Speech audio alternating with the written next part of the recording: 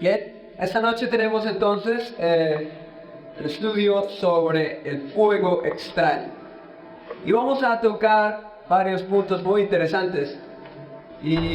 Pero antes de eso vamos a mirar qué significa el fuego, especialmente el fuego extraño, en Levítico capítulo 10, versículo 1 y 2. Y los hijos de Aarón, Nadab y Abiú, tomaron cada uno su incensario y pusieron fuego en ellos, sobre el cual pusieron perfume y ofrecieron delante de Jehová fuego extraño que él nunca les mandó. Y salió fuego de delante de Jehová que los quemó y murieron delante de Jehová. De ahora, aquí tenemos entonces una cosa muy importante. El fuego en la Biblia, en el Antiguo Testamento, representa el Espíritu Santo. Pero resulta que acá los hijos de Aarón, Nadab, Abiú, tomaron cada uno su incensario y pusieron un fuego extraño, un fuego que no había encendido Dios, y lo llevaron delante de Jehová y fueron consumidos por Dios. Sí, muy triste esta historia que tenemos en la Biblia. Bien, hagamos un resumen y veamos qué podemos sacar con respecto al fuego. Ayer vimos con respecto al tema del ecumenismo. Podemos entonces concluir hoy que el fuego hace parte del continuo, ya que era parte del santuario, es decir, hacía parte de ese servicio que se realizaba allí. Entonces todo lo que vayamos a tratar hoy con respecto al fuego extraño tiene que ver con ese continuo, con el reemplazo del continuo dentro del santuario. Al ver nosotros Daniel capítulo 8, nos damos cuenta de que ese cuerno pequeño reemplaza, ¿sí? Vemos que ese príncipe eleva el continuo, pero entonces este cuerno lo reemplaza y continúa haciendo, y es de hecho lo que encontramos acá, ese fuego extraño. Ya sabemos entonces que representa el Espíritu Santo, y el engaño y la falsificación de este servicio debería suceder dentro del templo. Entonces todo lo que vamos a hablar hoy tiene que ver con las cosas que se presentan dentro del templo. El cuerno pequeño, como acabamos de decir, reemplazaría a ese continuo. ¿Cuál es el peligro de este fuego? Ya nos dimos cuenta que tiene que ver con el Concilio Mundial de Iglesias, proviene del Concilio Mundial de Iglesias, tiene que ver con la enseñanza de la mayoría del cristianismo, va a la par con la forma carismática de adoración, que fue lo que vimos ayer, y el Espíritu Santo es otro ser diferente, no es el Espíritu Santo de la Biblia. Ya lo vimos ayer, simplemente hoy vamos a tratar esto más de lleno. Queda claro, lógicamente, la personalidad del Espíritu Santo. Es importante que tengamos esto claro. Él habla y dirige, Él prohíbe, Él enseña, Él consuela, es autor de profecía y también da los dones. Además de eso, tenemos que el Espíritu Santo tiene una voluntad, tiene mente, pensamientos, tiene un intelecto, tiene amor, sentimientos, comunión. Y además de eso, el Espíritu Santo puede ser tentado, ser mentido, enojarse, ser afrentado y ser blasfemado. Muy interesantes estas cosas. Si vemos, por ejemplo, en el libro de los Hechos de los Apóstoles, nos damos cuenta de que la naturaleza del Espíritu Santo es un misterio. Entonces, lo tenemos allí mencionado en la Biblia como ese personaje que hace, que ama, que dirige, que da los dones, pero aún así el Espíritu de profecía nos dice que es un misterio. Es difícil comprender. Los hombres no pueden explicarla porque el Señor no se la ha revelado. Los hombres de conceptos fantásticos pueden reunir pasajes de las Escrituras y dar las interpretaciones humanas, pero la aceptación de estos conceptos no fortalecerá a la Iglesia. En cuanto a esos misterios demasiado profundos para el entendimiento humano, el silencio es simplemente oro. Entonces, lógicamente, lo que vamos a hacer es limitarnos a citar lo que menciona la Biblia, lo que dice la Biblia con respecto a la personalidad del Espíritu Santo, y el resto entonces sabemos que es un misterio y que el silencio es oro. Sin embargo, tenemos acá una fotocopia de la escritura a mano de la señora Elena White en el libro Bautismo, página 449, en que ella menciona que el Espíritu Santo es una persona. Aquí tenemos The Holy Spirit is a person. ¿Sí? Lo tenemos acá, una fotocopia de su propia mano. Entonces, quedaría claro, a pesar de que tiene personalidad, es una persona, sin embargo, es un misterio y el silencio es oro. Vamos a continuar. Vamos a ver entonces cuál es la obra del Espíritu Santo, porque es demasiado importante comprender la obra del Espíritu Santo en el mundo hoy en día. El Espíritu Santo, el poder que se le fue dado a los apóstoles al principio, no fue para ellos ser poderosos, para demostrar un poder sobrenatural sobre las demás religiones. No era para un tipo de competencia con las religiones paganas. Ellos tenían que llevar el mensaje a todo el mundo, y de hecho había paganismo en todas partes. Teníamos a magos, teníamos magia, teníamos manifestaciones espiritistas y del diablo, y ese no era el objetivo de Dios con el Espíritu Santo, de llegar a mostrar un poder superior al de ellos. Lógicamente lo es, pero no era una competencia. Ese poder fue dado, como lo vemos en Hechos capítulo 1 versículo 8, para que fueran testigos en Jerusalén, en toda Judea, en Samaria y hasta los confines de la tierra. Ese es el objetivo de ese poder que se le da a ellos. Debido a que ellos no pueden realizar esta obra tan grande, necesitan un poder especial para poderlo llevar a cabo. ¿Sí? Y tenemos acá que Juan capítulo 14, versículo 15 a 17, nos habla acerca de una condición muy importante con respecto a eso. Si me amáis, guardad mis mandamientos. Y yo rogaré al Padre y os dará otro consolador para que esté con vosotros para siempre, el Espíritu de verdad. ¿Sí? Entonces es muy importante la guarda de los mandamientos si nosotros realmente amamos a Dios. Yo amo a Dios, pero los mandamientos no son necesarios. No es así. La Biblia nos menciona, si me amáis, guardad mis mandamientos. Juan 16:8 nos dice que el Espíritu Santo convence al mundo de pecado. Entonces ayer leíamos que es algo no cristiano decirle o mostrarle a una persona que es pecador, y que es un acto de violencia cuando se le presenta esto. Pero resulta que entonces estamos atentando contra la obra del Espíritu Santo, porque la obra del Espíritu Santo es precisamente eso: hacerte sentir, hacerte ver que tú eres pecador. Pero entonces, si yo ya no te demuestro que tú eres pecador, ¿dónde entra la obra del Espíritu Santo? Y si esa no es la obra que está haciendo o que está obrando dentro de las iglesias, entonces es otro Espíritu Santo, es otra fuerza que en lugar de mostrarle el pecado, le está mostrando otra cosa. Y eso es lo que vamos a ver. Sí. Además de eso, encontramos acá salvación para los que le obedecen.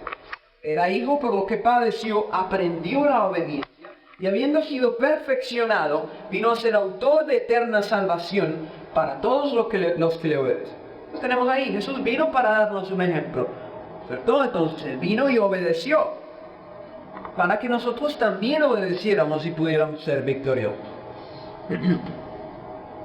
El Espíritu Santo es dado a quienes obedecen a Dios. Es una cosa muy importante, ¿sí? No es a la primera persona que llega y de pronto se cae. ¿Ha recibido el Espíritu Santo? No.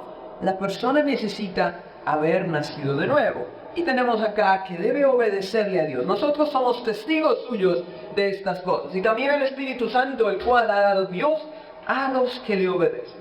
Entonces, ¿qué pasa si no se obedece a Dios? ¿Se podrá recibir el Espíritu Santo? No. Eso no es lo que nos dice Hechos, ¿cierto?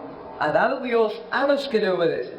El Espíritu Santo llevaría a los individuos al arrepentimiento del pecado, guiándolos a un entendimiento más profundo de la verdad sobre Dios y Jesucristo. Esta es la experiencia que nosotros tenemos que tener con Dios. Crecer en Él, que Él haga una obra en mí, que Él haga ver que yo soy pecador, que yo necesito de Él, que yo necesito andar en Él. Esa es la obra del Espíritu Santo, y no simplemente mostrar un poder especial. Nuevamente recordamos nuestro cuadro, en donde veíamos el control que teníamos en el Concilio Mundial de Iglesias por la masonería. Y ayer nos quedaba demasiado claro de que las cosas son así, ¿sí? Vamos a leer un libro muy importante por este señor Kenyon, que ha sido traducido en muchos idiomas y es repartido en todas las iglesias evangélicas hoy en día. Y vamos a ver qué es lo que nos dice, porque es muy importante ahora entender la obediencia, ¿cierto? Los mandamientos de Dios, el punto, la forma, o digámoslo así, la responsabilidad del cristiano hacia Dios. conocer que esa derrota fue administrada a Él por nuestro sustituto y endosada a nuestro crédito. Así que en los registros de la Corte Suprema del Universo, nosotros somos los maestros de Satanás. ¿Bien? Y que Satanás reconoce que en el nombre de Jesús, nosotros somos sus gobernantes. Cuando el corazón sabe eso, como el cuerpo discierne el calor del frío, entonces la fe no es necesaria. Bueno, aquí estamos entrando en problemas graves, porque el problema es entender cuál es la obra de Cristo en la cruz, ¿cierto? La obra de Cristo en la cruz es completa, pero no es, ¿cómo diríamos? Es simplemente hace parte de un todo, ¿cierto? El hecho de que Jesús nos salva, el hecho de que Jesús nos coloca en otra posición, no quiere decir que ya estamos libres de nuestra carne, no quiere decir que ya no sentimos pecado, no quiere decir que ya estamos en el cielo, sino que todavía queda un proceso. Jesús todavía necesita regresar. Él tiene todavía que llevarnos al cielo, todavía tiene que destruir al diablo, todavía tiene que limpiar esta tierra. Entonces, la salvación, como lo vemos, ese proceso es un proceso bien extenso, que ha comenzado desde el principio hasta el final, que lógicamente la obra de Cristo en la cruz fue completa, es verdad. Pero entonces acá tenemos de que nosotros somos gobernantes del enemigo, somos maestros de él. Entonces ahora empezamos a elevarnos por encima de cualquier personaje y la fe ya no es necesaria. Entonces es bastante peligroso esta teología. Seguimos leyendo en este libro. Nosotros sabemos que Dios mismo colocó a Satanás y toda su habilidad debajo de nuestros pies. Y el Padre y Satanás nos ven como maestros del dominio de las tinieblas.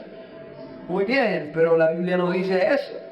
Entonces tenemos un problema, porque 1 Corintios 15, 27 dice que todas las cosas las sujetó debajo de sus pies, no de nuestros pies. Y cuando dice que todas las cosas han sido sujetadas a Él, claramente se exceptúa aquel que sujetó a Él todas las cosas. Entonces, no está debajo de nuestros pies, sino debajo de sus pies. Y antes de eso necesitamos ver algo importante. Hebreos 2, 6 a 9. Pero alguien testificó en cierto lugar diciendo: ¿qué es el hombre para que te acuerdes de él? ¿O el hijo del hombre para que le visites? Existe un poco menor que los ángeles. Le coronaste de gloria y de honra, y le pusiste sobre las obras de tus manos. Todo lo sujetaste bajo sus pies. Porque en cuanto le sujetó todas las cosas, nada dejó que no sea sujeto a él. Pero todavía no vemos que todas las cosas le sean sujetas. Bueno, culminado toda esa obra salvadora. Pero vemos a aquel que fue hecho un poco menor que los ángeles, a Jesús, coronado de gloria y de honra, a causa del padecimiento de la muerte, para que por la gracia de Dios gustaste la muerte por todos. Entonces, no todas las cosas han quedado bajo los pies. Entonces, no todas las cosas están sujetas, digámoslo así.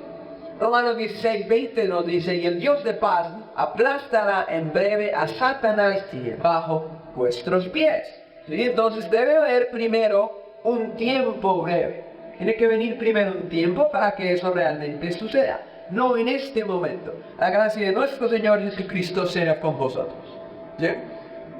Sigamos leyendo en el libro. En su presencia, que nosotros tomamos el lugar de Jesús. Él vino a destruir la obra del adversario. Nosotros estamos completando la obra que Él comenzó. O sea que entonces no es completa la obra, porque nosotros la estamos completando. Pero Jesús dice que, recordamos que aquel que comenzó la obra, ¿qué pasará? La terminará. No, yo no tengo que completar la obra que Él comenzó, a menos que se esté refiriendo a la obra misionera. Pero en este caso no es eso lo que nos estamos refiriendo. Estamos hablando de que nosotros tomamos el lugar de Jesús, porque estamos hablando de tú eres un vencedor. Él te hizo vencedor, acostúmbrate a eso, para que tú juegues ese papel. Pero resulta, además de eso, así que si la cabeza es exaltada, el cuerpo es exaltado con ella. O sea, hay ciertas cosas que pueden ser verdad, pero entonces lógicamente encontramos como el error está mezclado con la verdad. Si Él conquistó todas las fuerzas de las tinieblas y las dejó paralizadas y destruidas antes de levantarse de los muertos, es como si nosotros hubiéramos realizado ahora. Acuérdense de que en la nueva era, dentro de la masonería, el hombre es un Dios. ¿Cierto? Cada persona es un Dios. Entonces, aquí encontramos esto precisamente. Si esa autoridad, esa habilidad le pertenece al creyente. El hombre regenerado es supernatural. Él es supernatural. Más adelante dice, él es un superhombre. El antiguo pacto fue anulado con la traición de Judas. Uy, ¿qué es eso? Yo pensé que la cruz es la que cambia cosas. En el momento de la cruz muchas cosas cambiaron. Pero ¿qué tiene que ver la traición de Judas con el antiguo pacto? Aquellos que tratan de guardar la ley no son maduros espirituales y no han recibido al Espíritu Santo. El Espíritu Santo es dado a aquellos que son obedientes. Y si amamos a Dios, guardamos los mandamientos. Y según eso, según Pablo, el que no es maduro es aquel que es carnal, el que sigue en rencillas, el que sigue en luchas, el que todavía deshonra a Dios y a sus padres, etcétera, etcétera. Pero aquí supuestamente el maduro es el que no guarda la ley. Entonces, ¿cómo es esto? Aquí estamos en controversia con la Biblia. Si la ley se lee aún en estos días, debe ser para la gente que no son maduros. Eso es para los incrédulos. Era para darles en la cabeza. Pero como ya no se puede decir que la persona es pecadora, entonces ¿para qué sirve? ¿Cierto? Entonces no sirve ni siquiera para esa gente. Entonces uno no entiende la teología hoy en día. Este es el único sentido en que la ley debe ser aplicada hoy. Los creyentes viven a través del Espíritu y no están bajo la ley. Aquí encontramos una confusión, lógicamente, si no entendemos de cuál ley se está hablando. La ley, los 10 mandamientos y la ley, la Torah, todo el conjunto de los 5 libros de Moisés. Los creyentes que tratan de guardar la ley se encuentran en esclavitud, pero los creyentes que viven en la plenitud del nuevo pacto son libres.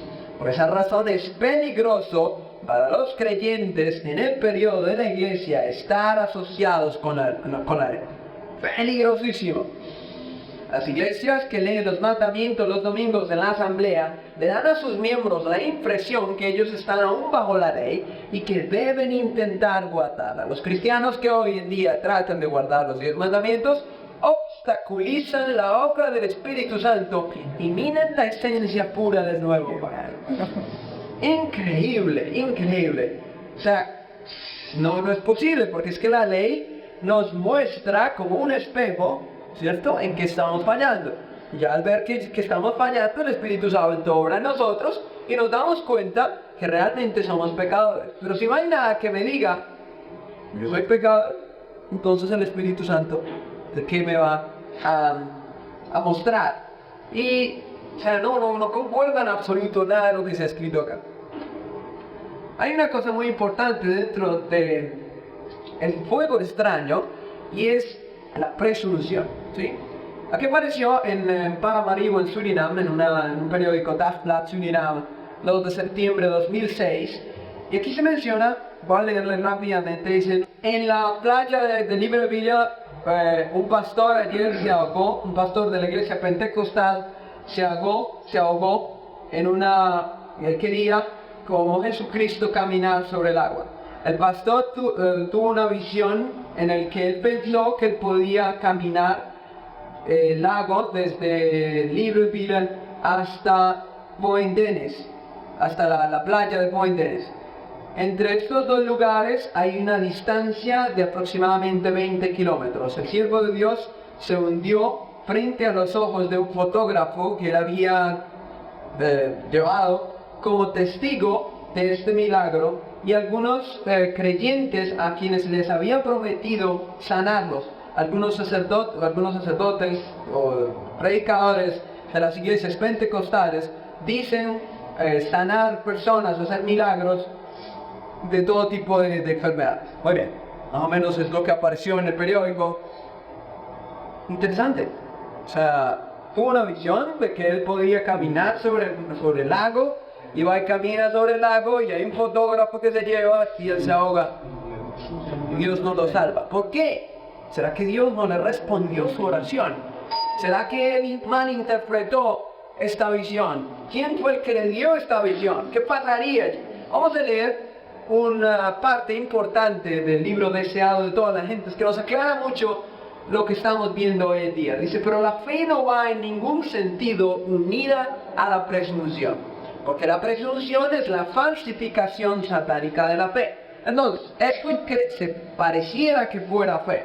Entonces yo puedo hacerlo, yo creo que lo puedo hacer. La fe se aferra a las promesas de Dios y produce obediencia. Ahí vamos a ver la diferencia. Entonces la fe produce obediencia.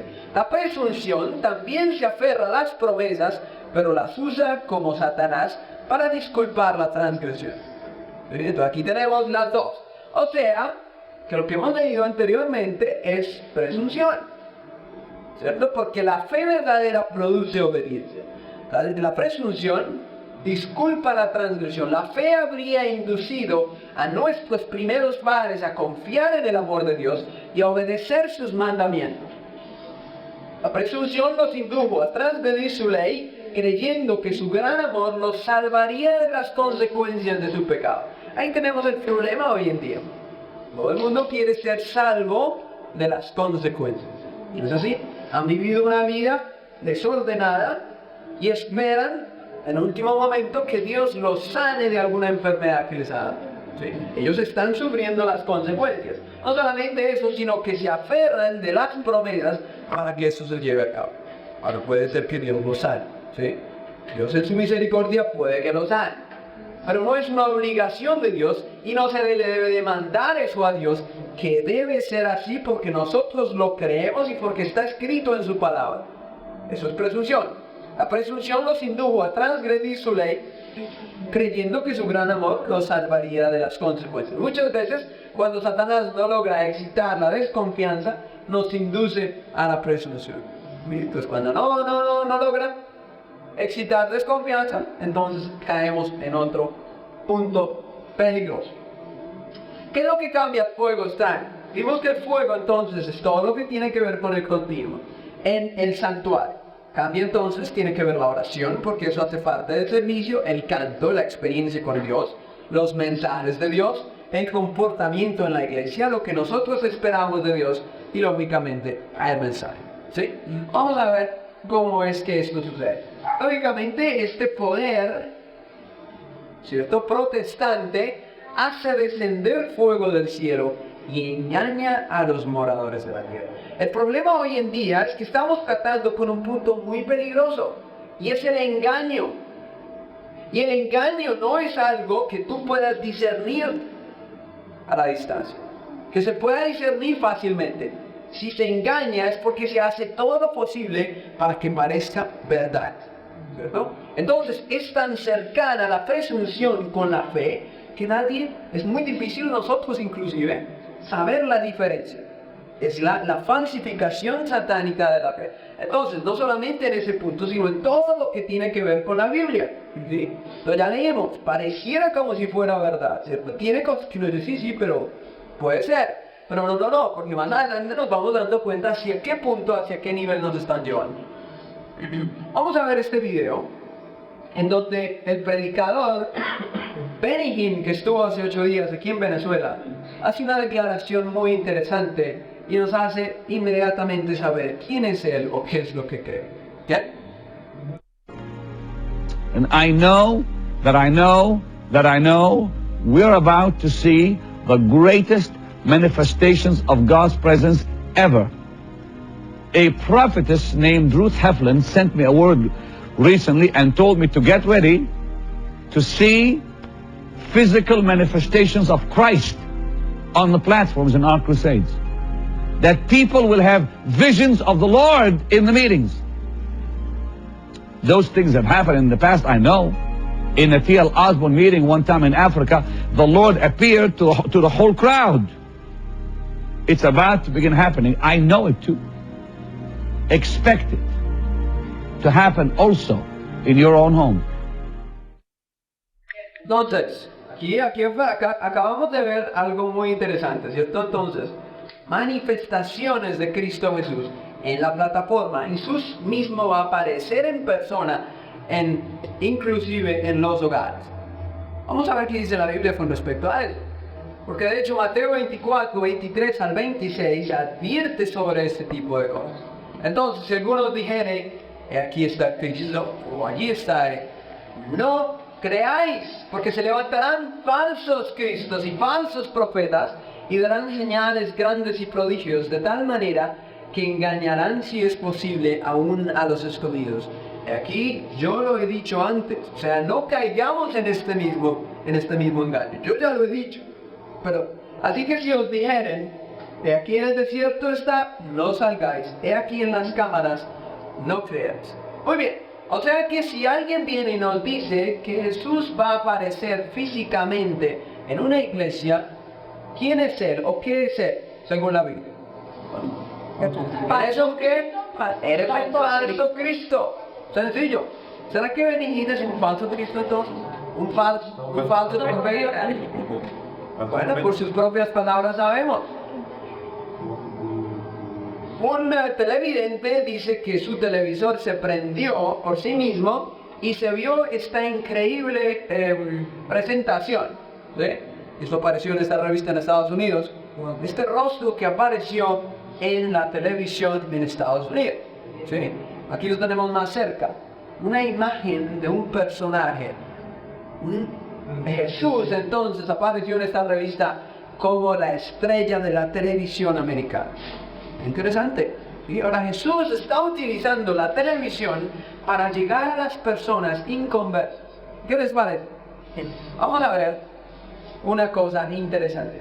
Aquí tengo un libro de la nueva era que se llama Los Grandes Iniciados y otro a través de los ojos de los maestros, y resulta que este libro nos menciona que este personaje aquí se llama Maitreya, conocido por los cristianos como el Cristo, supuestamente en el oriente como Bodhisattva, a los musulmanes como Imam Mahdi, apareció en la India como Sri Krishna, en Palestina como Cristo, en Gran Bretaña como San Patricio. Este es el cuerpo etérico que ahora tiene. Reside en los Himalayas, su oficio es de maestro mundial y él preside el destino de las grandes religiones. Muy bien, si notamos aquí, y si miramos en lo que nos dice la Biblia, vamos a hacer una comparación. La Biblia nos dice que Jesús no aparece en un sitio, en una iglesia, en una recámara, y absolutamente tampoco va a utilizar medios de comunicación humanos para presentarse al mundo. ¿Por qué no? Apocalipsis 1:7 dice que cuando Él venga, todo ojo le verá. ¿Cierto? Entonces, aquí empezamos a unir dos cosas. Si esto es lo que nos dice la nueva era, los testigos de Jehová nos dicen que Jesús ya está aquí. ¿Cierto? Porque dicen que la parousia es la presencia de Jesús y no la venida de Jesús. Entonces aquí tenemos un problema grande, que lo que vamos a ver más adelante es bastante serio. Entonces, si vemos este personaje en figuras en todas partes, ¿será que es Jesús o será que es Maitreya? Esto está muy interesante. ¿Será que entonces nos están preparando para algo importante que va a suceder? ¿Sí? No solamente eso, sino que aquí aparece en el mismo libro la imagen del Maestro Jesús, ¿cierto? Que supuestamente tuvo la encarnación primera en Josué y que después fue interpuesto por el Cristo y luego una cantidad de cosas. Entonces, no se parecen, ¿cierto? Ahora, la pregunta que nos hacemos es, lógicamente, Lucifer, Satanás, sabe cómo es Jesús, ¿cierto? Y él quiere siempre aparentar, siempre quiere parecer como es Jesús. Ahora, puede que así sea Jesús, como puede que así no sea. ¿Cierto? Ese no es el punto. No es el punto. Si es así o no es así, eso a nosotros no nos interesa. Lo importante es que un día lo veremos. ¿Cierto? Me hará cara y que en este momento, si es así o no es así, de igual forma no se va a aparecer en este mundo como la gente piensa, utilizando los medios de comunicación en una iglesia, en una cruzada, no es de esa forma. Entonces no nos atemoricemos que un personaje como este se nos aparezca y nos diga, yo soy Jesús, porque yo no soy Maitreya, yo soy Jesús, porque entonces sabremos que no es él realmente. Vamos a ver este video aquí. Este señor es el secretario del Concilio Interdenominacional de Paramaribo, Surinam. Es un holandés. Él ha recibido su maestría en sociología. Vamos a ver qué es lo que nos dice. En als laatste, en daar wil ik dan ook meteen mee besluiten, alle godsdiensten in de wereld hebben een toekomstdroom. En die toekomstdroom heeft te maken met een persoon die terugkomt, een boodschapper die terugkomt. De Hindoes spreken over een nieuwe Avatar Kalki. De moslims spreken over Imam Mahdi, die zal terugkomen aan het eind der tijden. De christenen spreken over de wederkomst van Christus. Wel, deze persoon leeft in ons midden op het moment. En zijn naam is Maitreya. Maitreya meldt zich niet op een gegeven moment op CNN om te zeggen ik ben er. Maitreya zegt ik ben een leermeester, maar ik ga me pas bekendmaken als er voldoende mensen zijn die mij hebben herkend. Esta reunión, esta presentación de él, la hizo frente a una reunión interdenominacional. Y interesante lo que dice, ¿cierto? Maitreya no se aparece en CNN así para decir yo soy Maitreya, sino que está esperando hasta que suficientes personas lo acepten. Ahora, otra cosa que veíamos acá es que él dice que Maitreya está en nuestro medio. Los testigos de Jehová dicen que Jesús está en nuestro medio. Sí, ahí vemos la teología aquí masónica dentro de esto. Muy peligrosa la situación. Supuestamente la mejor traducción del mundo. Pero yo cuestionaría que si es tan similar como la nueva era, yo diría que es otra cosa muy interesante. Vamos a mirar un paralelo entre el mitraísmo y el cristianismo, ya que la madre de Mitra supuestamente era una virgen. ¿Sí?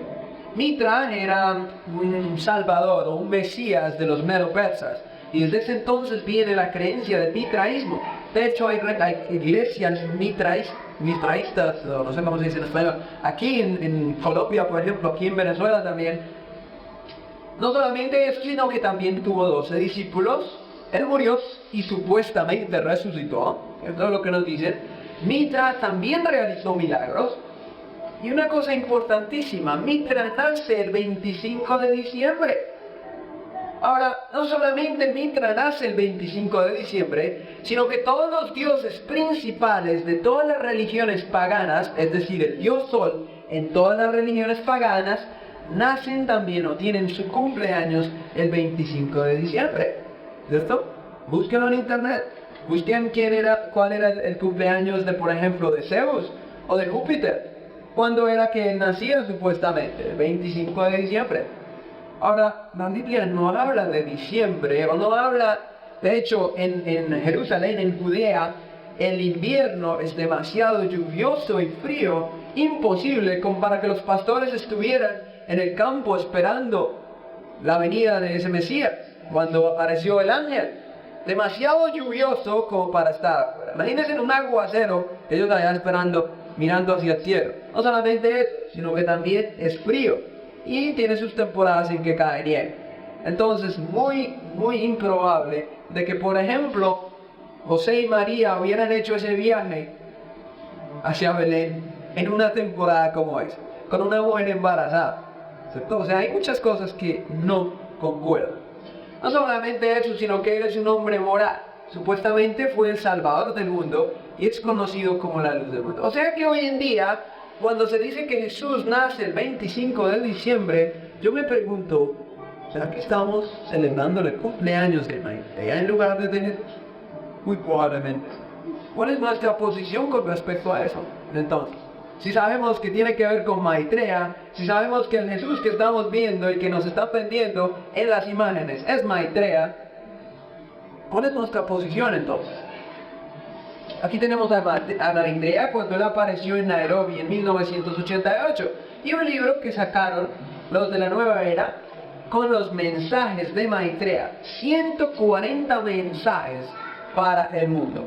¿Sí? Aquí lo tenemos además en Nairobi, sanando a las personas. Este es el rostro o la forma como se aparece y toda la cantidad de personas que supuestamente fueron sanadas por Maitreya. Y noten, el logo de Maitreya es idéntico al logo que se utiliza en el Concilio Mundial de Iglesias. Idéntico al logo que se utiliza en el Concilio Mundial de Iglesias. De hecho, el objetivo de Maitreya y la forma como él se lo ha manifestado a Benjamin Creme, el representante de Maitreya aquí en el mundo, es que su objetivo es unificar a las religiones. ¿Sí? Benjamin Creme, el representante de Maitreya aquí en el mundo, ha dicho que el objetivo de él es unir a las religiones.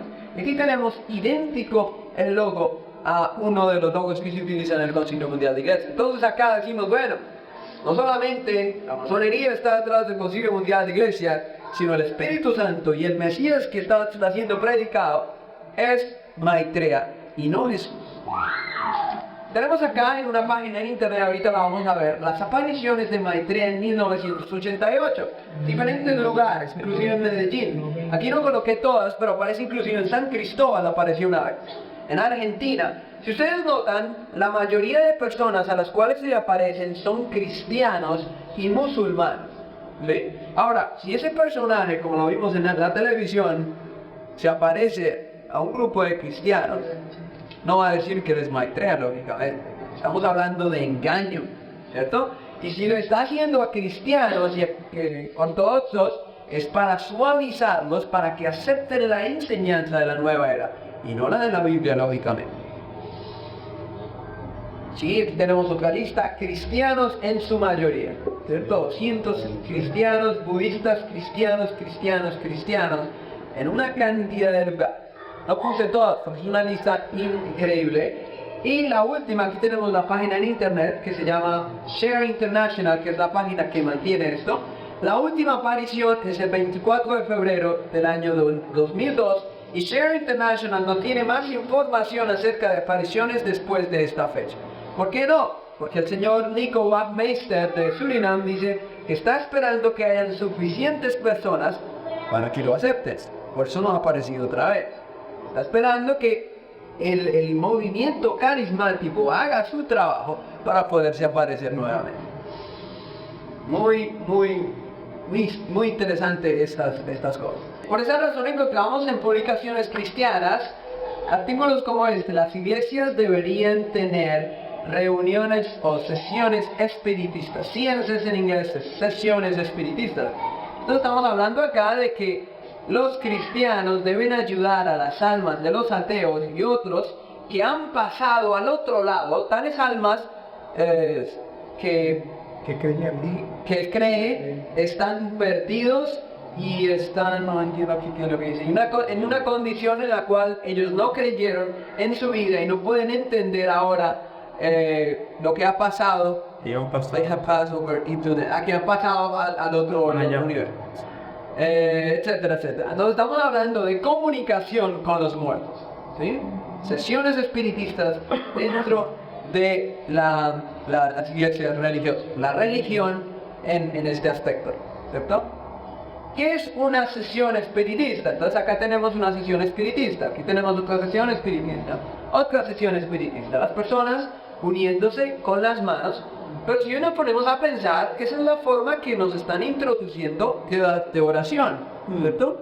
La forma de oración hoy en día ya no es arrodillados, sino es sentados.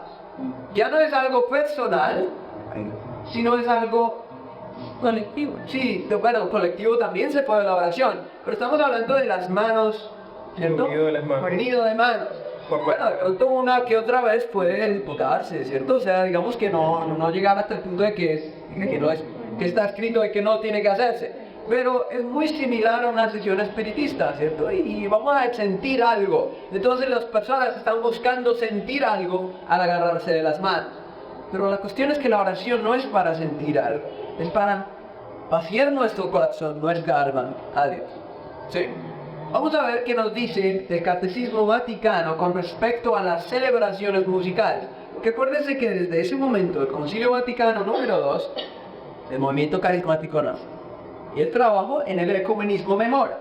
Entonces vamos a ver qué es lo que nos dicen con respecto a las celebraciones musicales. En la sección sobre la música en la liturgia leemos que la celebración, a ver, vamos a leerlo, para que los fieles participen activamente, más voluntariamente y con más grandes beneficios, es adecuado que el formato de la celebración y el grado de su participación deba ser variado tanto como sea posible.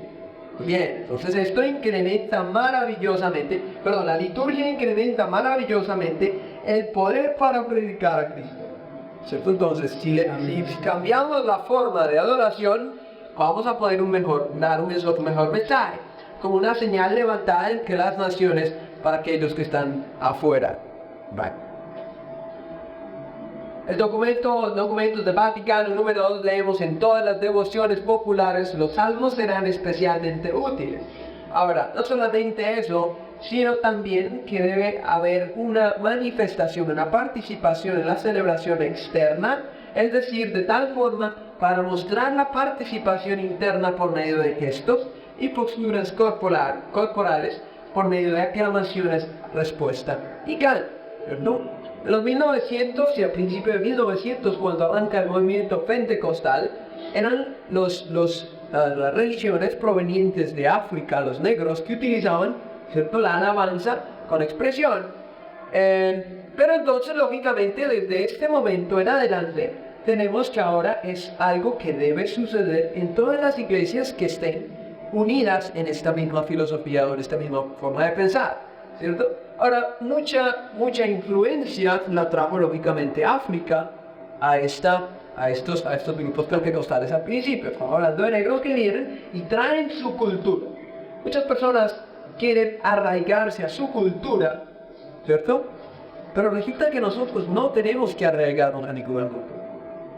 Porque yo no soy, o mi cultura no es colombiana, mi cultura no es venezolana, europea, americana, africana, y no tengo que buscar las raíces de mi cultura, porque yo tengo que adaptarme a la cultura del cielo.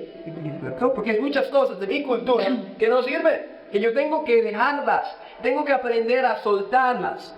El hecho de que a mí me guste cierto tipo de adoración, porque eso hace parte de mi cultura, está siendo parte del hombre bien, y eso lo quiero llevarlo también, quiero llevarlo a la iglesia, al cielo. Pero tenemos que aprender la cultura del cielo y entender eso. Por eso en el Catecismo Vaticano, punto 1157, habla de que el canto y la música cumple su función como símbolos de una forma muy significante cuando están conectados más cercanamente con la acción de la litúrgica, de acuerdo a un criterio principal. Hermosa expresión de la oración, la participación unánime de la asamblea en el momento designado y el carácter solemne. Bueno, habla acerca de que, por ejemplo, oh cuánto lloré, movido profundamente por vuestros himnos, cantos y las voces que retumbaban por nuestra iglesia. Oh qué emoción yo experimenté con ellos. Los sonidos provenían en mis oídos, destilando la verdad en mi corazón. Un sentimiento de devoción surgió dentro de mí, lágrimas rodaban por mis mejillas, lágrimas que me hicieron muy bien. Vamos introduciendo ahora el sentimentalismo dentro de la oración, dentro de la adoración, y las personas buscan esto, porque si no hay lágrimas, entonces no sentí el poder del Espíritu Santo, no sentí un cambio, no deseo yo crecer espiritualmente, pero esto viene como resultado de esto y de lo que ya hemos planeado hasta este momento. ¿Sí? Debido a que esta forma proviene, primero entra al movimiento pentecostal, luego el movimiento carismático, tenemos entonces que ir a buscar las raíces de estas culturas, de esta forma. Kubo Bushong es el dios más importante al tocar el tambor. El tambor era el símbolo del dios Sol. Este es un herrero profesional identificado con el Sol. Notemos, el tambor era un símbolo del Sol. Proveniente de África, y estamos buscando las raíces de esto. ¿Sí? Es interesante notar que el tambor nunca se permitía en el Antiguo Testamento. El tambor era un tambor de mano que las mujeres utilizaban después de la guerra, pero nunca con objetivos de adoración.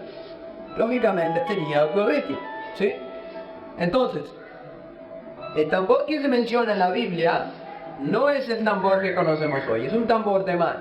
Ahora, nunca es permitido en el templo, una cosa importante, ¿cierto? Adoración, templo o adoración, era siempre realmente cuando se venía de la guerra, ¿cierto? La celebración de la guerra, pero nunca en puntos de adoración. El tambor realmente es un instrumento santo de la cultura africana que es adorado como un dios y el símbolo es la mano abierta. Entonces tengamos en cuenta, tambor es el símbolo del dios sol, la mano abierta es el símbolo acá de ese tambor, representando a dios sol. Y vamos a ver ahora qué más aparece con las manos abiertas y las manos levantadas. Vemos un mosaico, según aquí les muestra cómo monjes irlandeses adoraban al sol de la forma egipcia, con sus manos abiertas levantadas al sol. Es una pintura de la Basílica de San Pedro. Entonces, la forma de adoración al sol era con las manos abiertas hacia el oriente, adorando al sol. Vamos a ver si realmente eso sucede en el río Ganges en India. Aquí lo tenemos. Atrás. ¿Sí? La gente con las manos levantadas hacia el oriente, manos extendidas, manos abiertas hacia el sol. Hoy en día tenemos una canción cristiana que dice: cuando levanto mis manos, el cielo empiezo a sentir, ¿cierto? Empiezo a sentir un fuego. Entonces el hecho de levantar las manos hace que tú sientas algo. Pero ¿qué tiene que ver levantar las manos con sentir algo? Sí. Ahora, la Biblia habla lógicamente de levantar las manos, pero el problema es que hoy en día levantar las manos es parte indispensable en la adoración dentro de la iglesia. Ahora, que yo de pronto quiera levantar mis manos, quiera adorar a Dios, pero ya cuando se convierte en una liturgia, parte del servicio, parte del templo, indispensable, y que ahora es tan indispensable que levantar las manos es lo que te hace experimentar o tener una experiencia con Dios. Entonces yo digo, estamos introduciendo adoración al sol, ¿sí? Y lo tenemos nuevamente, una adoración a Surya, como en el antiguo Egipto, Surya Namaskar, a orillas del río Ganges en India. Generalmente se ofrece con las manos levantadas y las palmas hacia el nacimiento del sol. Si os ya tenemos a Surya. Danzas del sol en la entrada del templo del sol del siglo XIII, en Konark, India. 4 bailarinas representan las 4 direcciones cardinales. Y hoy vemos precisamente eso. Vemos precisamente que hoy en día la danza en las iglesias es más que todo de entretenimiento que de adoración. De hecho, nosotros no vamos a que nos entretengan, ¿cierto? Si no vamos a adorar, no vamos a ver como jóvenes o hermanas ¿sí? danzan al frente, y no solamente eso, sino los movimientos que se hacen, movimiento de serpiente, movimiento de estos, y encontramos que es idéntico a lo que hoy pasa en el mundo. Hablábamos de Benjamin Creme, que es la persona que representa a Maitreya, y se le preguntó acerca de una reunión carismática y ecuménica, la bendición de Toronto, y él dice que esa está siendo usada por los maestros espirituales para suavizar a los cristianos fundamentalistas a aceptar al Cristo de la nueva era cuando aparece. Es decir, que la música acá está haciendo una obra de suavizar, ¿cierto? Anteriormente tú eras reacio y ahora ya aceptas.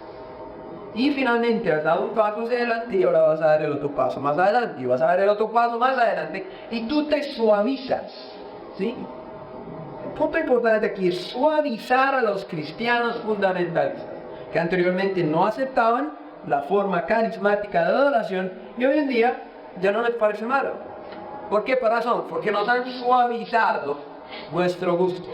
Y ahora bien, tenemos que ir con la moda, tenemos que actualizar la forma de adoración.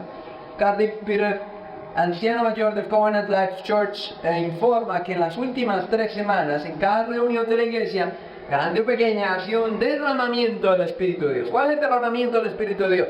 La gente se cae, se ríe a carcajadas incontrolablemente, dando vueltas, borrachos y llorando profundamente. No hemos podido tener algunas reuniones igual, porque la gente no quiere dejar de alabar a Dios o dejar su presencia.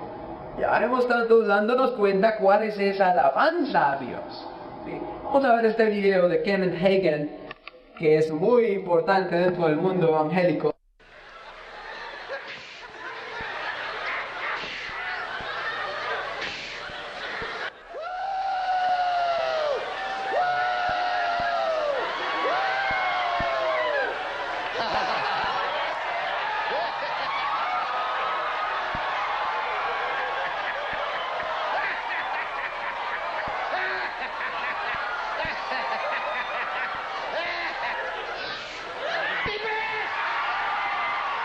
That's Kenneth Copeland, by the way.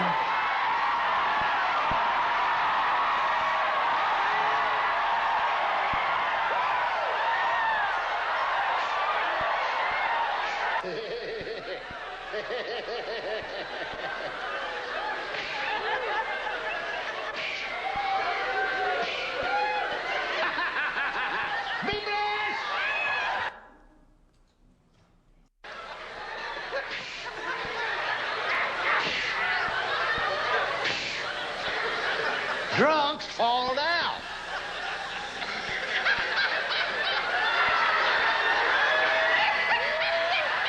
Esto es entonces alabar a Dios. Vimos esos dos videos y uno dice, bueno, eso es alabar a Dios,